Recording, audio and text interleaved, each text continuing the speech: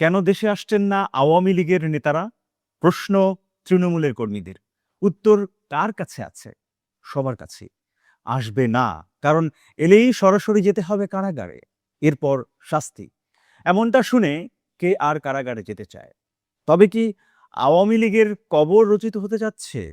এ নিয়েই আজকের politics and beyond. সাথে আছি আমি তরিকুল ইসলাম সৌরভ।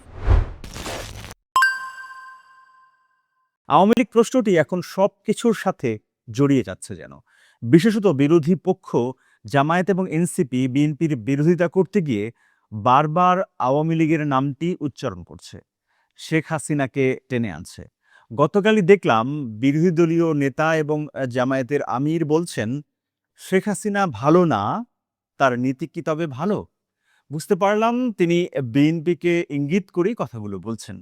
এরপর আওয়ামী লীগের লোকজন এই ভিডিও শেয়ার করে লিখছেন, এবার তো স্বীকার করলেন আওয়ামী লীগের নীতি ভালো। দেখুন কি অবস্থা। সত্যি বলতে কি, এই জামায়াত এবং এনসিপির কারণেই দেখবেন একদিন আওয়ামী লীগের ফেরার পথ পরিষ্কার হচ্ছে।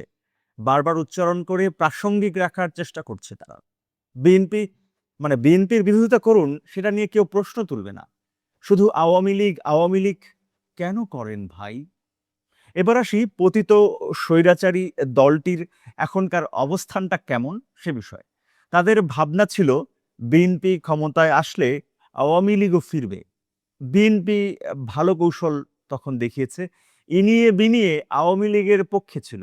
কিন্তু নির্বাচনে জিতে যাওয়ার পর দিন থেকেই সত্যিকার অর্থে ইউনূস সরকারের চেয়েও হার্ড লাইনে আছে এখন বিএনপি। দেখবেন আওয়ামী লীগের লোকজন গ্রেপ্তার থেকে শুরু করে অন্যান্য প্রশ্নে বিএনপি কোনো কিছুতে কিন্তু ছাড় দিচ্ছে না। সর্বশেষ সংসদে শাস্তির বিধান রেখে অধ্যাদেশ পাশ করলো বিএনপি, একেবারে পয়েন্ট টু পয়েন্ট আটকে দেওয়ার চেষ্টা।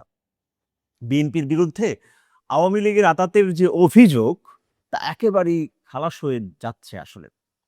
বিএনপির সিদ্ধান্ত দৃশ্যমান, অদৃশ্য যা তা হলো জামায়াতের সাথে আওয়ামী লীগের সম্পর্ক।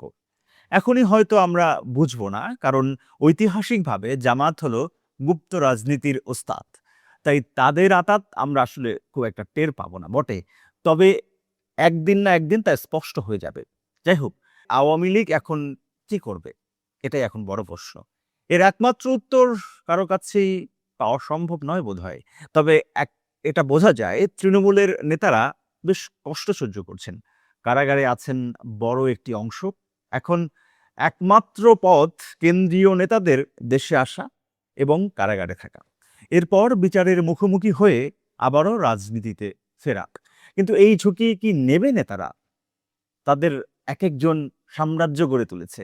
এই বয়সে জেলে গিয়ে আবার রাজনীতিতে ফিরে আসা, এটা দরকার বলে তারা মন নাও করতে পারে। করছে না আসলে। বিবিসি বাংলার একটি রিপোর্ট দেখলাম, সেখানে আওয়ামী লীগের নেতাদের দেশে ফেরার বিষয়টি গুরুত্ব দিয়ে একটি খবর প্রচার করা হয়েছে। রিপোর্টে তৃণমূলের নেতারা বলছেন, বড় নেতাদের দেশে ফেরা উচিত। অনেকে এও বলছেন, এলাকায় আপাতত তারা থাকতে পারছেন বটে, ব্যবসাও করছেন কেউ কেউ, কিন্তু রাজনীতি শুরু করলেই সেটা আর তাদের পক্ষে সম্ভব হবে না। এখন এই যে কেন্দ্রীয় নেতাদের কে বলবেন আসলে দেশে ফিরতে? শেখ হাসিনা? এটা কঠিন বিষয় হবে। আগের মতো হাসিনা আপার কথায় নেতাকর্মীরা আদালতে যাওয়ার ঝুঁকি কি নিবেন? আর শেখ হাসিনার অবস্থাও তো আগের চেয়েও বেশি খারাপ অবস্থায় আছেন। ভারত এখন আর কোনোভাবেই যে চাচ্ছে না হাসিনা তাদের দেশে থাকতে, সেটা বোঝা যাচ্ছে। শোনা যাচ্ছিল তিনি কাতারে যাবেন। কিন্তু শেষ পর্যন্ত কাতারে গেলে রাজনীতি তো আরো কঠিন হয়ে যাবে আওয়ামী লীগের জন্য। তৃণমূলের নেতাকর্মীরা আওয়ামী লীগ ছাড়তে শুরু করলে সব শেষ হয়ে যাবে। কবর রচিত হবে আওয়ামী লীগের।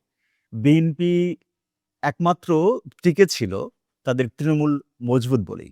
আওয়ামী লীগের অবস্থা কিন্তু বিএনপির চেয়েও অনেক, অনেক গুণ বেশি কঠিন। এতদিন বিএনপির উপর যে ভরসা ছিল তাতে গুড়ে বালি।